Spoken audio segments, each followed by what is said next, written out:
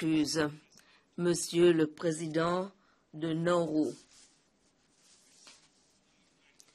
J'ai le plaisir, donc, au nom de l'Assemblée générale, de souhaiter la bienvenue aux Nations unies à son Excellence Baron Waka, président de la République de Nauru. Je l'invite à s'adresser à l'Assemblée générale.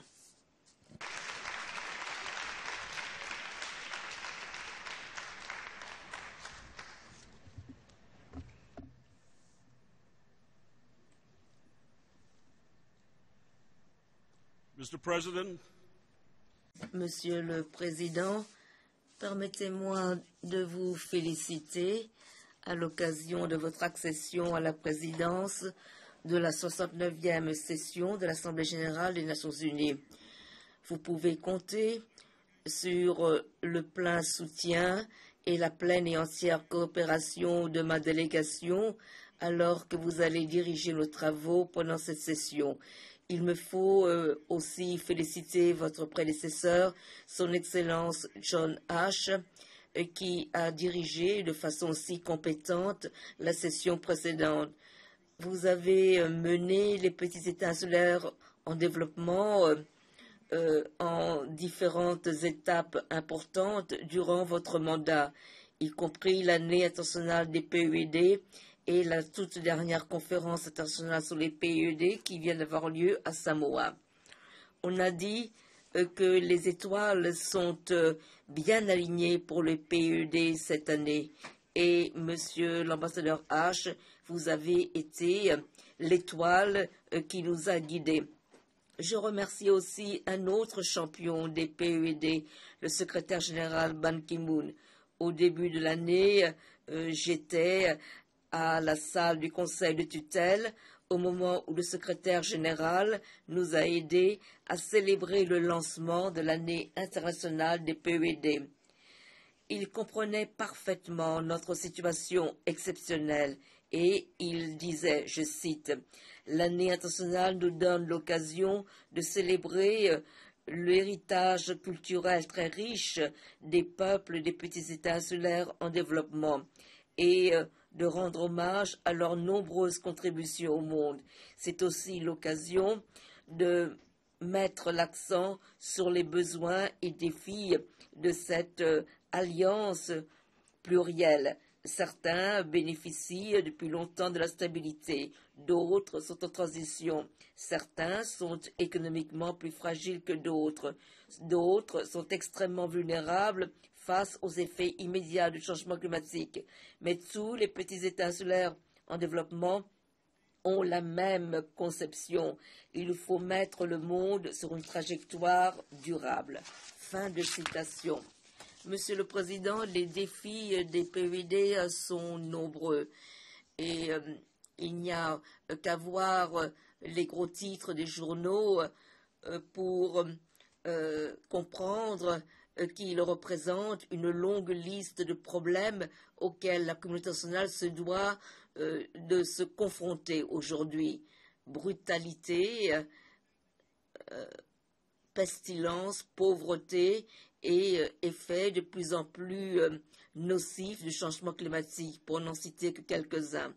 Je comprends que l'on veuille remettre à plus tard des décisions difficiles à prendre, donner la priorité à certains choix plutôt qu'à d'autres, ou s'enfouir la tête dans le sable. Mais l'Assemblée générale des Nations unies est et reste le forum par excellence pour traiter les crises mondiales. Et l'ONU est notre meilleur espoir pour trouver une solution. Cependant, pour réussir, il nous faut reconnaître une réalité qui est à la base de nombre de ces défis. Nous vivons dans un monde interconnecté. Les actions d'un pays, d'une région retentissent sur la vie d'autres peuples qui se trouvent de l'autre côté de la planète. Les conflits, la pauvreté, les maladies amènent les réfugiés à s'enfuir au-delà de leurs frontières, au-delà des océans, vers d'autres rivages. Nous ne pouvons pas nous fuir les uns les autres. Comme l'a dit le secrétaire général, nous sommes tous sur la même île. Pensez au lien qui unit mon pays à l'océan. Comme pourtant de PUD, c'est le fondement de notre culture et de notre économie. Nous dépendons des richesses de l'océan pour nourrir et pour survivre. Pourtant, les actions imprudentes d'autres nations ont gravement mis en danger l'environnement marin dont nous sommes tant tributaires. Des émissions excessives de gaz à effet de serre qui réchauffent la planète et qui rendent les mers de plus en plus acides, à la surpêche irresponsable, aux activités qui consistent tout simplement à nous voler nos poissons dans nos eaux, sans oublier une dangereuse pollution dont les effets ne sont pas encore entièrement compris. Entre-temps, certains des mêmes pays qui sont responsables des dégâts sont également chargés d'évaluer le bien-être de l'environnement marin. Comment pouvons-nous être sûrs que nos intérêts à nous seront protégés?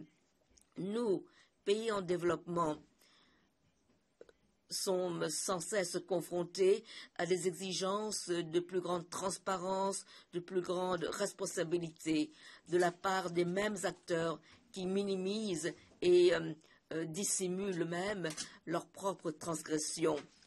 Trouver des solutions durables à ces problèmes, cela exigera plus de ressources, un niveau de coopération que la communauté internationale n'a jamais pu assurer jusqu'ici. Il nous faudra aussi regarder en face les défaillances de l'ordre mondial qui, d'une façon ou d'une autre, empêchent des pays comme le mien d'avoir accès à de justes retombées économiques provenant de nos propres ressources. Pourtant, nous ne pouvons rester passifs et ne rien faire. Nous ne devons pas attendre que d'autres décident ce qui est le mieux pour nous. C'est pourquoi les parties à l'accord de Nauru, le PNA, ont pris les devants pour gérer leur stock de thon par des mesures telles que la lutte contre la pêche illégale et la promotion des pêches durables. Monsieur le Président, vous avez à bon escient choisi le thème « Mettre en œuvre un ordre du jour de développement transformateur pour l'après 2015. Ce sera le thème du débat général en cette session. Il touche au cœur même de la tâche qu'il nous faut relever et cela permettra aussi de répondre aux promesses de développement durable en créant un changement de paradigme comme cela convient. L'approche fragmentaire qui prévaut aujourd'hui, dans laquelle les intérêts politiques des bailleurs de fonds déterminent les priorités de l'aide, peut-être traiter des symptômes pendant un certain temps, mais ne permet pas de guérir la maladie sous-jacente. Si nous voulons réussir à long terme, il nous faut jeter des bases pour avoir les citoyens mondiaux qui ont les outils nécessaires pour réussir dans un monde global. En d'autres termes, il faut aller au-delà du renforcement des capacités pour aller vers le renforcement institutionnel. Ce qu'il faut, c'est un engagement à long terme dans le pays même, étayé par des ressources réelles qui laissent derrière elles des institutions nationales durables gérées par des habitants du pays. On ne peut laisser de nouveaux problèmes nous distraire ou nous amener à diminuer les tâches nécessaires suivant ces priorités. Nous pouvons éprouver de la lassitude à parler sans cesse de surpêche, d'adaptation au climat, de traitement des déchets, et pourtant ce sont ces domaines qui demandent une attention urgente. Monsieur le Président, je sais, s'attaquer à tous ces problèmes représente une entreprise redoutable. Mais si redoutable qu'elle soit, je suis sûr que cette institution et ces organismes seront à la hauteur. Nous avons fait quelques progrès dans la lutte contre la faim, la pauvreté et la maladie. Cette semaine, le monde a vu les dirigeants se réunir lors du sommet sur le climat pour annoncer les actions que leur pays et leurs entreprises vont prendre afin de réduire les émissions de gaz à effet de serre, afin de résoudre la crise climatique. Le sommet a donné l'espoir que, du moins dans certains milieux, des actions climatiques sérieuses sont imminentes. Mais on ne pouvait ignorer que la plupart des annonces portaient sur les réductions de gaz à effet de serre qui n'auront lieu que dans une décennie ou au plus loin encore. Qui plus est, les PED, qui ne contribuent qu'une toute petite fraction aux émissions mondiales, ont promis de créer des économies durables et annoncé des promesses parmi les plus ambitieuses en matière de réduction des émissions. Par exemple, nous travaillons avec IRENA à travers l'initiative des phares pour atteindre notre propre objectif de 50% en 2020.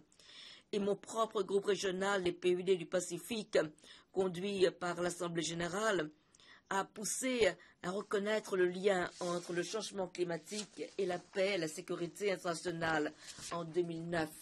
Et nous avons contribué à convaincre le Conseil de sécurité de faire de même en 2011. Mais alors que peu de pays doutent aujourd'hui de la corrélation entre le changement climatique et les conflits, en dépit d'exemples spectaculaires ces dernières années, il reste quand même des désaccords sur la marche à suivre. Pourtant, nous sommes toujours d'avis que le secrétaire général devrait nommer un représentant spécial pour le climat et la sécurité, pour analyser l'impact sécuritaire de la crise. En outre, le secrétaire général devrait conduire une équipe regroupant tous les organes et toutes les institutions spécialisées des Nations Unies pour évaluer la capacité du système à répondre aux problèmes. C'est le moins que puisse faire cette organisation internationale pour relever ce plus grand des défis de notre génération. Monsieur le Président, pour que le Conseil de sécurité reste pertinent, il doit savoir s'adapter face aux toutes dernières menaces. Et le changement climatique est sans nul doute un danger immédiat. L'ignorer se fera à nos dépens. Le Conseil de sécurité doit refléter de nouvelles réalités géopolitiques en devenant plus représentatif et inclusif. C'est pourquoi Nauru est en faveur de la réforme du Conseil de sécurité par une augmentation du nombre des membres permanents et non permanents et en adoptant des méthodes de travail plus efficaces. Les nouveaux membres devraient être plus divers géographiquement. Ils doivent aussi être prêts à élargir leur vision et ne pas faire preuve d'étroitesse d'esprit en se concentrant sur des intérêts uniquement nationaux. Ils doivent démontrer un engagement à assurer le bien commun de tous les États membres. De même, l'ONU devrait s'assurer que tous les citoyens du monde aient la possibilité de participer à ces activités. Il doit travailler pour les 10 000 personnes de Nauru et d'autres petits pays. Il ne peut pas continuer à ignorer les 24 millions d'habitants de Taïwan qui, sans cesse, ont démontré leur attachement à la paix et à la coopération régionale.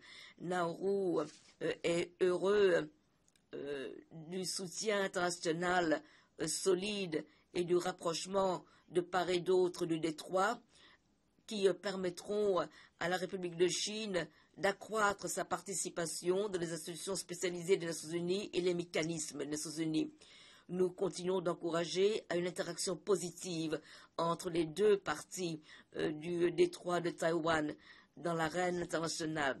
D'autre part, je voudrais rendre hommage aux contributions que Taïwan a apportées à mon pays avec son aide à notre stratégie nationale de développement durable.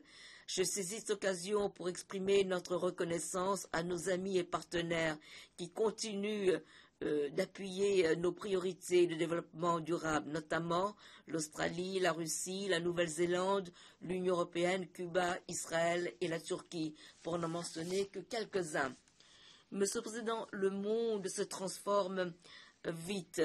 Ces nouvelles réalités ont mis à mal la capacité des Nations Unies à répondre comme il faut. Les solutions à long terme passeront par un nouvel engagement pour trouver des moyens de mise en œuvre adéquats. Rien que pour le changement climatique, nous sommes très loin de l'objectif de 100 milliards de dollars par an d'ici 2020 pour aider les nations à s'adapter à l'impact climatique et à construire des sources d'énergie propres, pour ne pas parler de l'objectif de 0,7% du PIB pour l'aide au développement. Je sais que nous, communauté nationale, sommes confrontés à de nombreuses crises dans bien des domaines, qu'on nous demande beaucoup, mais je suis fermement convaincu que, en des périodes comme celle-ci, des solutions peuvent être trouvées à des problèmes apparemment insolubles, tant que l'esprit humain est éveillé. C'est là que la lumière émergera de l'obscurité et l'espoir du désespoir. Les petits États insulaires en développement ont défini une vision qui nous permettra de nous épanouir pleinement. J'invite nos partenaires à investir dans nos populations et nous édifierons un monde plus sûr et meilleur. Les Nations Unies restent notre meilleur espoir pour vivre partout dans la paix et la prospérité. Ma foi dans les Nations Unies n'a jamais été plus forte. Que Dieu bénisse la République de Nauru et que Dieu bénisse les Nations Unies. Je vous remercie.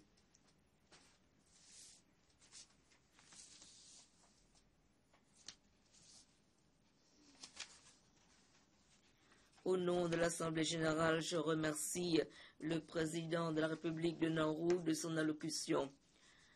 Je demande aux représentants de bien vouloir rester assis pendant que nous saluons le président.